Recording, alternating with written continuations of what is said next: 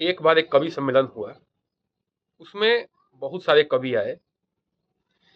एक पुराने कवि थे, वो अपनी कविताएं सुनाने आए।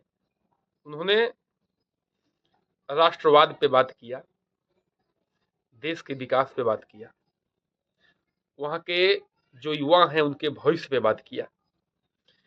तो जो जनता थी, सुनने वाले श्रोता थे, वो उबासी ले रहे थे, बोर हो रहे थे। वहीं एक नौजवान कवि आए, प्रेम प्रसंग पे कविताएं छेड़ा, थोड़ा नशाखोरी पे बातें की, और उनका जो महफिल है एकदम खिल उठा। लोग जो है वाह वाह वाह वाह करने लगे।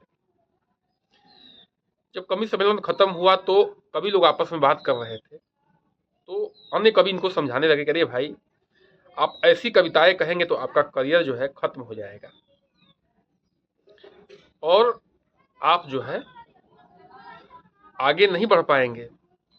और जो नौजवान थे उनकी बहुत ही वहाँ पे बड़ाई हो रही थी कि आपने महफिल लूट लिया। तो जो पुराने कवि थे उन्होंने कहा कि देखिए, जो मेरा काव्य है वो हेल्दी फूड की तरह है। भले ही वो खाने में स्वादिष्ट नहीं है, लेकिन हेल्थ को बड़ा ही अच्छा रखेगा। आप एक सुरक्षित सुरक्षित जीवन जिएंगे, लंबा जीवन जिएंगे।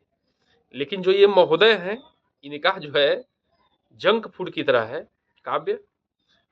भले आप खाने में स्वादिष्ट फील कर रहे हैं, महसूस कर रहे हैं, लेकिन आपको ये जल्द ही बीमार करने वाला है। कहने का मतलब उनका ये था कि जो मैं ये समाज को और देश को दिया हूं, अगर उस पे दो चार लोग भी चले तो ये देश आगे बढ़ना तय है।